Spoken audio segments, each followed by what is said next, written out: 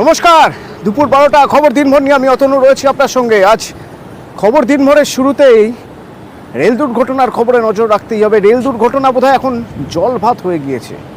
দেখুন, গত কয়েকদিনের মধ্যে কতবার রেল দুর্ঘটনার খবর আপনাদের শোনাতে হলো। এবার হাওড়া মুম্বাই মেল দুর্ঘটনার খবরে পড়লো কোথায় না, ঝাড়খণ্ডের চক্রধরপুরের কাছে। এখনো পর্যন্ত দুজনের মৃত্যুর খবর পাওয়া যাচ্ছে, 20 জন আহত হয়েছেন। রাজা খারসোয়ান এবং বড়াবাম্বু স্টেশনের মাঝে এই দুর্ঘটনা ঘটে।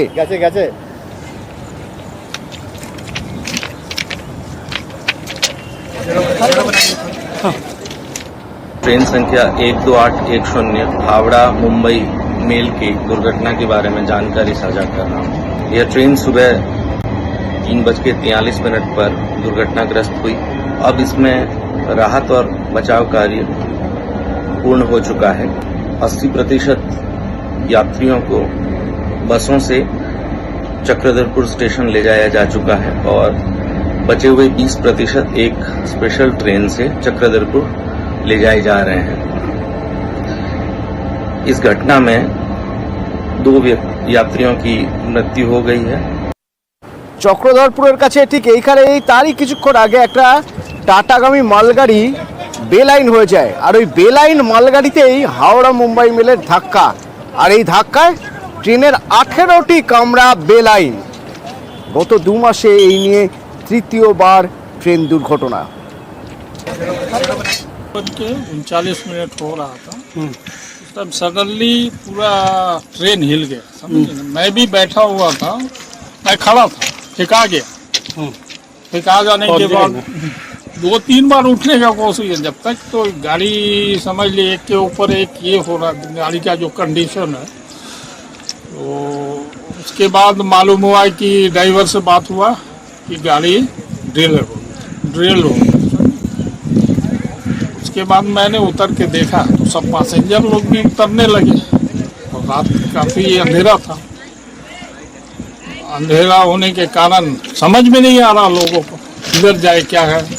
मैंने इस आपका 6 से देख रहा सब गाड़ी ड्रिल हो गई, जबकि एसी का तो बहुत बुरा ही हाल है और लोग काफ़ी इंजोर्ड थे। यही देख कहाँ लोग को फिलहाल यहाँ पर कब सहायता टीम पहुँची? कारण ड्रिल होने का कारण है कि डाउन लाइन में NJBCT मालगाड़ी वो पहले से ड्रिल हो चुका था। उसी के ऊपर हमारा 120 में गाड़ी जा रहा था। ड्राइवर का कहना 120 स्पीड था। इसी एयर आपका हमारा अप लाइन एफेक्टेड। যে সময় দুর্ঘটনা ঘটে সে সময় এই হাওড়া মুম্বাই মেলের গতি ছিল ঘন্টায় 115 কিলোমিটার। থামানো যেত, থামানো দরকার ছিল, তার কারণ এখানে এই কিছুক্ষণ আগে একটি মালগাড়ি বেলাইন হয়ে যায়। কিন্তু তারপরেও এই মেল ট্রেন যাওয়ার অনুমতি মিলল কিভাবে? তাহলে ফল্ট কার, অনুমতি কে দিয়েছে? আমার সঙ্গে প্রতিনিধি আবির রয়েছেন। আবির, দেখো, দুটো গাড়ি পরস্পর বিপরীতমুখী পাশাপাশি লাইনে ছিল। মুম্বাই মেল ছিল হচ্ছে আপ লাইনে এবং ডাউন লাইনে ছিল হচ্ছে মালগাড়িটি। দুর্ঘটনাস্থল থেকে যে রিপোর্ট পাওয়া যাচ্ছে তাতে মালগাড়িটি প্রথমে লাইনচ্যুত হয় এবং লাইনচ্যুত হওয়ার কারণে দুর্ঘটনাগ্রস্ত মালগাড়ির যে বগি সেই বগি সেটি চলে আসে হচ্ছে আপ লাইনে। সেই সময় আপ লাইন ধরে প্রায় 115 থেকে 120 কিলোমিটার গতিতে ছুটে যাচ্ছিল মুম্বাই মেল। মুম্বাই মেলের সামনে চলে আসে দুর্ঘটনাগ্রস্ত মালগাড়ির বগি এবং তার দিকে ধাক্কা লাগে এবং যে কারণে দেখতে পাওয়া যাচ্ছে যে মুম্বাই মেলের ইঞ্জিন সব থেকে বেশি ক্ষতিগ্রস্ত হয়েছে। এখন প্রশ্নটা হচ্ছে যে যেখানে দুর্ঘটনাটি ঘটেছে সেই দুর্ঘটনাটি মুম্বাই মেল যে স্টেশন অতিক্রম করে গিয়েছে সেখান থেকে খুবই কাছে এবং রেলের টেকনিক্যাল রিপোর্ট অনুযায়ী যে স্ট্যাটাস সিগন্যাল এবং অ্যাডভান্স স্ট্যাটাস সিগন্যাল সেই দুটির মাঝে দুর্ঘটনাটি ঘটেছে। এক্ষেত্রে প্রশ্ন হচ্ছে, যখন মালগাড়িটি আগে লাইনচ্যুত হয়েছে এবং প্রায় 5 মিনিট আগে লাইনচ্যুত হয়েছে, তাহলে যখন মুম্বাই মেল স্টেশন অতিক্রম করছে তখন স্টেশন মাস্টার কেন মুম্বাই মেলকে সেখানে যাওয়ার অনুমতি দিলেন? দ্বিতীয়ত হচ্ছে, তিনি গতি কমাতেই পাঠানোর সংকেত দিতে পারতেন বা ট্রেনটিকে কিছু সময়ের জন্য স্টেশনে দাঁড় করাতেই পারতেন। এবার হচ্ছে যে রিপোর্টটা স্টেশন মাস্টারের কাছে কি করে আসবে। দুটি স্টেশনের মধ্যবর্তী জায়গায় একাধিক যে পয়েন্টের লোক থাকে, তারা যদি রিলে পদ্ধতিতে খবর পৌঁছাতে পারত তাহলে হয়তো এই দুর্ঘটনাটি ঘটার ক্ষেত্রে সম্ভাবনাটা অনেক কম থাকতো। প্রশ্নটা অনেক জায়গা থেকে উঠছে যে রিলে মাধ্যমে ব্রেকডাউন হলে বা ট্রেন দাঁড়িয়ে গেছে সেই খবর পাঠানোর ব্যবস্থা থাকলেও ডিরেলমেন্ট বা লাইনচ্যুত হয়ে গিয়েছে এই রিপোর্ট পাঠানো হয়তো সহজসাধ্য নয়। কিন্তু তবুও তদন্তকারীদের নজরে এসছে যে স্টেশন মাস্টারের ভূমিকা, কেন তিনি ট্রেনকে থামালেন না বা কেন তিনি মুম্বাই মেলকে 115 কিলোমিটার গতিবেগে ছুটে যাওয়ার অনুমতি দিলেন, এটি এই মুহূর্তে তদন্তকারীদের নজরে, এবং সেই কারণেই দুর্ঘটনার ক্ষেত্রে স্টেশন মাস্টারের ভূমিকা সামনে এসেছে। ধন্যবাদ আবি। देखिए 12810 ये हावड़ा से मुंबई जा रही थी। इसका बड़ाबंबू स्टेशन में एक्सीडेंट हुआ है। इसमें 18 कोचेस ट्रैक से उतरे हैं। 18 कोचेस जो हैं वो ट्रैक से उतरे हैं और करीब 2 लोगों का डेथ हुआ है इसमें और 5 माइनर इंजरीज हैं। तो सभी का ट्रीटमेंट चल रहा है और एक्सक्रेशिया सभी को दे दिया गया है। अभी स्पेशल ट्रेन हमारी सीकेपी में रेडी है जो कि मुंबई की तरफ चलेगी, सेम कंपोजिशन में चलेगी। यहाँ से पैसेंजर्स को सारा रिलीफ ट्रेन में भेज दिया गया है। वो सीकेपी चक्रधरपुर पहुँच गई है और वहाँ से स्पेशल ट्रेन में डिपार्ट होंगे। देखिए एक्सक्रेशिया जो मंत्री जी ने अनाउंस किया है वो 5 लाख रुपये डेथ केस के लिए है और 10 लाख है डेथ केस के लिए और 5 लाख है माइनर इंजरीज एंड 1 लाख है एक्सक्रेशिया।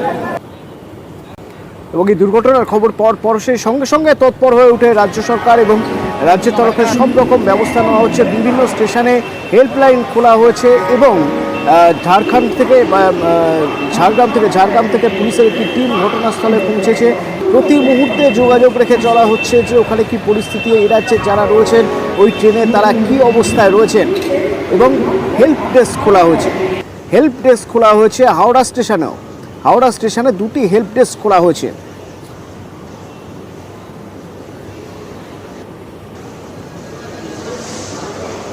গুপ্তপাড়ার বরুণ দাস মুম্বাই মেলের যাত্রী। আপনার কি মুম্বাই মেলের কে ছিল?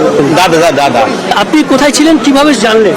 আমি ট্রেনের মধ্যে ছিলাম, আমি রাঁচি থেকে ফিরছি। আমি সকালবেলা খিয়াযোগী এক্সপ্রেসে নামলাম, ট্রেনের মধ্যে খবরটা পাই তো স্বাভাবিক দাদার সঙ্গে যোগাযোগ করার চেষ্টা করি। ফোন নট রিচেবল বলছে, তো ফোনে যোগাযোগ করা হয়ে ওঠেনি। তখন আমি স্টেশনে শুনলাম একটা হেল্প ডেস্ক খুলেছে, তো ওখানে এসে যোগাযোগ করলাম। ওখানে ওদেরকে টিকিটের ডিটেল দিলাম আমি। দেওয়ার পরে ওরা এখন আমায় কিছু জানায়নি, বলে জানাবে। দাদা কি কাজে মানে জান? দাদা ব্যবসার কাজে যাবেন। কোন কোচে ছিলেন? ও ছিল B2 69 সিট নাম্বার। এই পিএনআর নাম্বার তিনি লিখিয়েছেন 6237908723 B2 কোচ এবং 69 সিট নাম্বার, এবং সেখানে বরুণ দাস এবং গৌরাঙ্গ দাস তাদের যে ফোন নাম্বার, সেই ফোন নাম্বারও দেওয়া আছে। এবং রেলওয়ে কর্তৃপক্ষ এই পিএনআর নাম্বার ধরে তারা যোগাযোগ করছেন যে এর কি স্ট্যাটাস রয়েছে। ইতিমধ্যেই আমরা জানি যে রেলওয়ে কর্তৃপক্ষ তারা জানিয়েছেন যে 80% উদ্ধার কাজ শেষ হয়েছে এবং সেই প্যাসেঞ্জার যারা গন্তব্যে যাওয়ার তাদেরকে নিয়ে চক্রধরপুর রেল স্টেশন থেকে সেখান থেকে আবার একটি স্পেশাল ট্রেন করে তাদেরকে পৌঁছে দেওয়া হবে। রেলের তরফ থেকে এই ব্যবস্থা করা হয়েছে এবং সেই ট্রেনে কি এই বরুণ দাস আছেন সেই যোগাযোগ করে অবশেষে রেল কর্তৃপক্ষ তাদেরকে জানাবেন, এমনটাই আশ্বাস দেওয়া হয়েছে বরুণ দাসের পরিবারকে। ক্যামেরায় রাজীবের সঙ্গে বিশ্বজিৎ, নিউজ 18 বাংলা। 2 মাসে 3বার রেল দুর্ঘটনা। রেলের নিরাপত্তা নিয়ে প্রশ্ন উঠে গেল। রেলের নিরাপত্তা কোথায়? কেন্দ্রকে তোপ মমতা বন্দ্যোপাধ্যায়। সোমরাজ প্রতিনিধি আমার সঙ্গে রয়েছেন। সোমরাজ, আরো ডিটেলে একটু জানতে চাইবো মমতা বন্দ্যোপাধ্যায়ের প্রতিক্রিয়া। দেখো, মমতা বন্দ্যোপাধ্যায় কেন্দ্রকে কড়া আক্রমণ করেছেন, পাশাপাশি কেন্দ্রের অপদার্থতা নিয়েও প্রশ্ন তুলেছেন। কেন্দ্র কেন বারবার অবহেলা করছে রেল নিয়ে তা নিয়েও প্রশ্ন তুলেছেন মমতা বন্দ্যোপাধ্যায়। এই স্যান্ডেলে পোস্ট করে কেন্দ্রকে কড়া আক্রমণের পাশাপাশি মমতা বন্দ্যোপাধ্যায় স্পষ্ট লিখছেন যে এটি এখন একটি নিত্য নৈমিত্তিক ঘটনা হয়ে যাচ্ছে, রেলের দুর্ঘটনা। পাশাপাশি যারা নিহত হয়েছেন ও আহত হয়েছেন তাদের পরিবারকে সমবেদনাও জানিয়েছেন মুখ্যমন্ত্রী মমতা বন্দ্যোপাধ্যায়। ধন্যবাদ।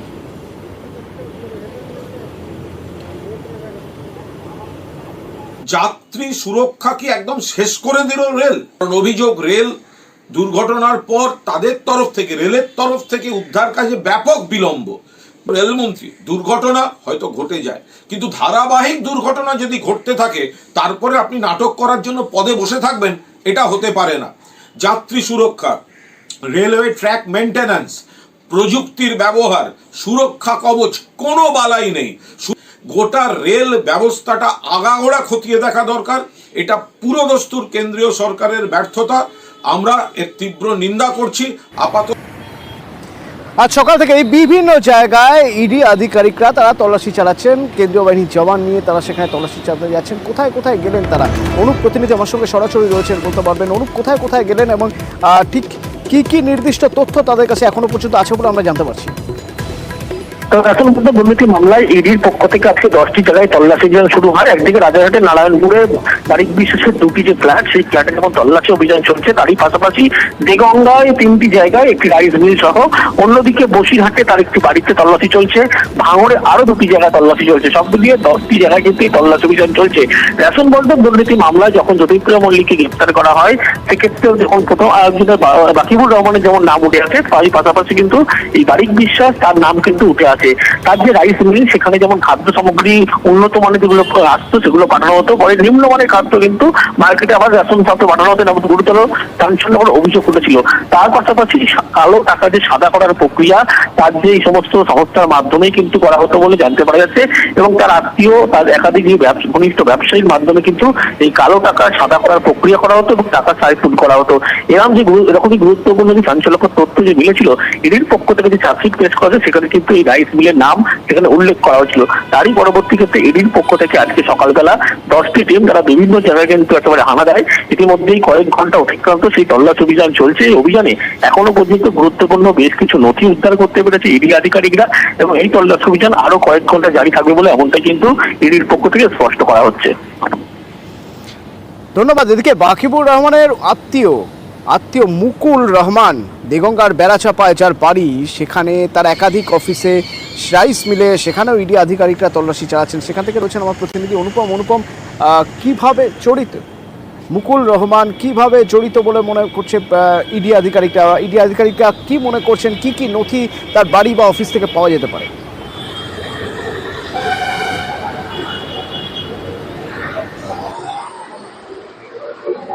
আমার কথা শুনতে পাচ্ছ অনুপম? বারিক বিশ্বাসের বাড়িতেও তদন্ত চলছে, তদন্তকারীরা রয়েছেন। সেই বিষয়ে যদি তোমার থেকে একটু জানা যায়। হ্যাঁ অতনুদা, ওইখানটায় একটু সমস্যা হচ্ছিল। বলছি যে আমি এই মুহূর্তে দাঁড়িয়ে আছি বসিরহাটের যে সংগ্রামপুর, সেখানে বারিক বিশ্বাসের বাড়ির সামনে।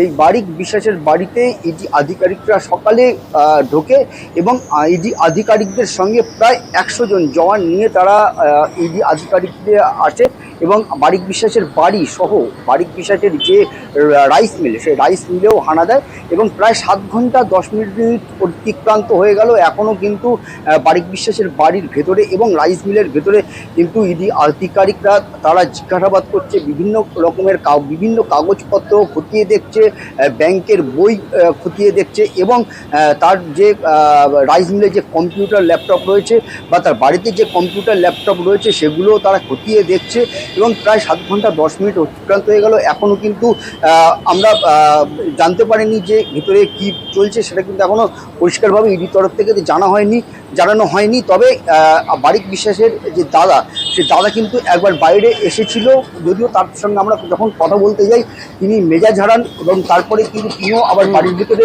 ঢুকে গেছে। এই মুহূর্তে এলাকার যেসব মানুষ, সাধারণ মানুষ কিন্তু উৎসুক জনতা এই বারিক বিশ্বাসের বাড়িতে কি হচ্ছে সেটা জানার জন্য কিন্তু একদম বাড়ির আশেপাশে কিন্তু রীতিমতো ভিড় জমিয়েছে। ধন্যবাদ অনুপম।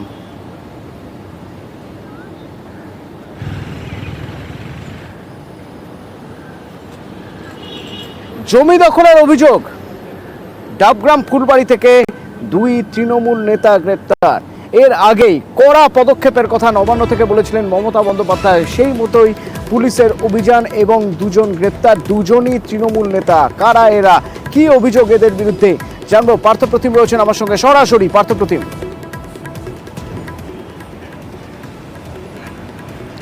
দেখো তোমাকে জানিয়ে রাখি, তুমি যে কথাটা বলছিলে, নবান্ন থেকে কিন্তু মুখ্যমন্ত্রী মমতা বন্দ্যোপাধ্যায় ঘোষণা করেছিলেন যে ডাবগ্রাম ফুলবাড়ি এলাকায় জমি মাফিয়াদের একটা দৌরাত্ম্য চলছে, রাজত্ব চলছে এবং পুলিশকে কড়া পদক্ষেপ নিতে নির্দেশ দেন। সেই মতো এর আগে আমরা দেখেছি দেবাশিস প্রামাণিক, গৌতম গোস্বামীরা গ্রেপ্তার হয়েছেন, পরবর্তীকালে তাদেরকে তৃণমূল থেকে বহিষ্কার করে দেওয়া হয়। এবার এদের পুলিশের জালে এলো মোহাম্মদ আহিত ওরফে চুটকি এবং তার সঙ্গী মোহাম্মদ নাসির। তাদেরকে গতকাল গ্রেপ্তার করে এনজিপি থানার পুলিশ এবং স্পেশাল অপারেশন গ্রুপের যৌথ অভিযান তাদেরকে গ্রেপ্তার করা হয়। কী অভিযোগ? তাদের বিরুদ্ধে অভিযোগ রয়েছে একাধিক জায়গায় এই ডাবগ্রাম ফুলবাড়ি এলাকায় সরকারি জমি দখল করা, এমনকি যে নদী রয়েছে মহানন্দা এবং জোড়াপানি নদী, সেই জোড়াপানি এবং মহানন্দা নদীর চর দখল করে সেটা চড়া দামে বিক্রি করা, এমনই কিন্তু সরকারি জমি দখলের অভিযোগ রয়েছে তাদের বিরুদ্ধে এবং নির্দিষ্ট অভিযোগের প্রেক্ষিতেই কিন্তু তাদের গতকাল গ্রেপ্তার করা হয় এবং আজ জলপাইগুড়ি আদালতে তাদেরকে তোলা হবে। এক সময় এই মোহাম্মদ আহিত ওরফে চুটকি কিন্তু সিপিএম করতেন এবং পরবর্তীকালে সিপিএমের টিকিট না পেয়ে নির্দল হয়ে পঞ্চায়েত নির্বাচিত হন এবং তারপর 2009 সালে তিনি তৃণমূলে যোগ দেন এবং এই ফুলবাড়ি 1 নম্বর ফুলবাড়ি যে অঞ্চল, সেই অঞ্চল কমিটি তিনি প্রাক্তন সভাপতি ছিলেন।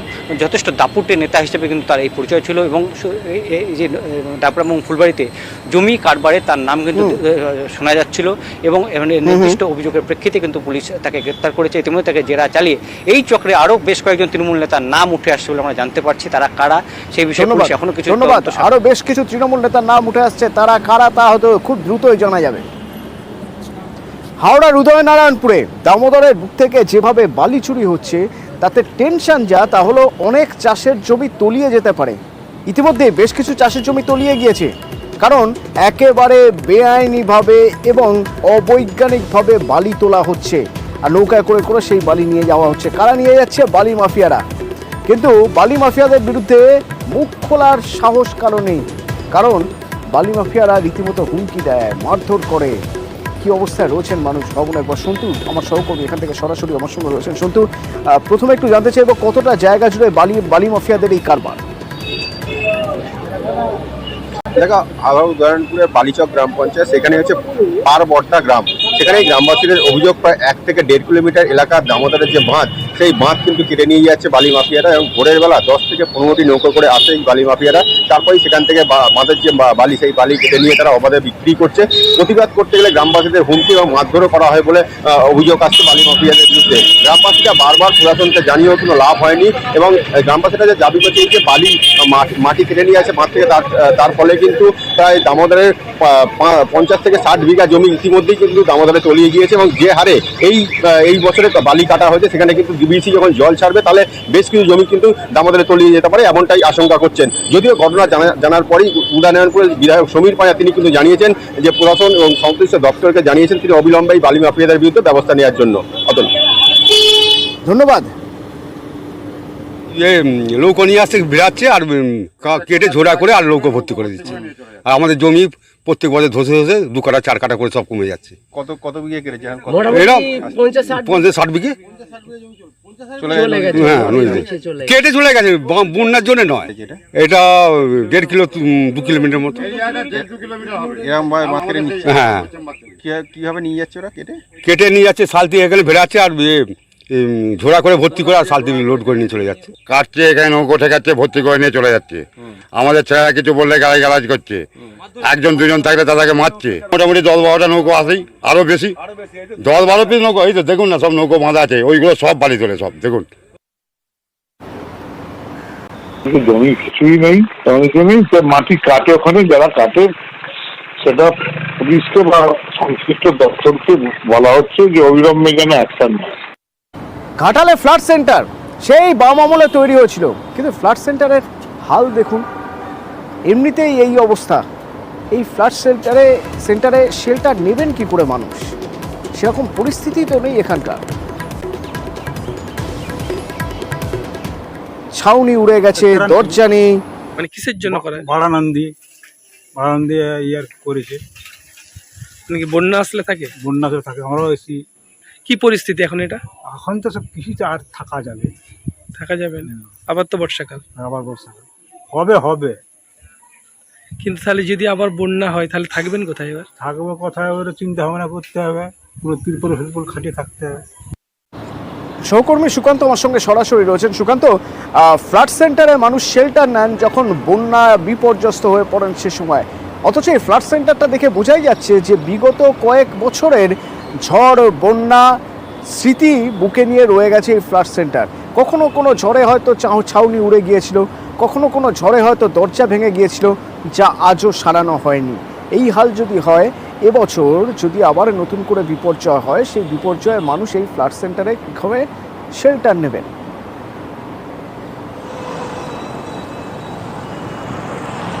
একদমই অতনুদা, সেই অভিযোগই তুলছেন এলাকার মানুষ। তাদের দাবি যে প্রতি বছর বন্যায় প্লাবিত হয় ঘাটালের বিস্তীর্ণ এলাকা, জলবন্দী হয় লক্ষ লক্ষ মানুষ। আর সেই মানুষের সুবিধার্থেই তৈরি করা হয়েছিল বাম আমলে এই ফ্লাড সেন্টার, যেই ফ্লাড সেন্টারে ওই এলাকার প্রায় 10 থেকে 12টি গ্রামের মানুষ আশ্রয় নিতেন। কিন্তু সেই ফ্লাড সেন্টারের এমনই করুণ অবস্থা যে তার ছাদ উড়ে গিয়েছে ঝড়ে এবং দরজা ভেঙে গিয়েছে, মানে এক কথায় বেহাল পরিস্থিতি। তারা চাইছেন দ্রুত তাদের ফ্লাড সেন্টারটি মেরামত করা হোক। অবশ্যই দ্রুত এই ফ্লাড সেন্টার যাতে সংস্কার করা হয় তার জন্য প্রশাসনিক বৈঠক করেছেন এবং আশা করছেন খুব শীঘ্রই এই ফ্লাড সেন্টারকে মেরামত করে আবার মানুষকে, অর্থাৎ বন্যা কবলিত এলাকার মানুষকে রাখার জন্য উপযুক্ত ব্যবস্থা নেওয়া হবে। এখন দেখার কত দ্রুত প্রশাসন এই ফ্লাড সেন্টারটি সংস্কার করে। অতনুদা, ধন্যবাদ। যেগুলো আছে যেগুলোকে আমাদেরকে ফার্স্ট ট্র্যাকে কাজগুলো শেষ করতে হবে, সেটার জন্যই আজকে মিটিংটা ডাকা। এবং এই যে তুমি যেটা বললে, এরকম অনেক 8-10টা জিনিস আছে যে টপিকটা আজকে উঠবে এবং তাড়াতাড়ি টেন্ডারটা ফ্লোট করে যেন এই মেরামতের কাজ বা নতুন কিছু যদি লাগে ফ্ল্যাট থেকে বাঁচার জন্য, যেটা 2-3 মাসের মধ্যে যেটা আমাদের কাজে লাগবে, সেটাকে আজকে মাথায় রেখে মিটিংটা রাখা আজকে।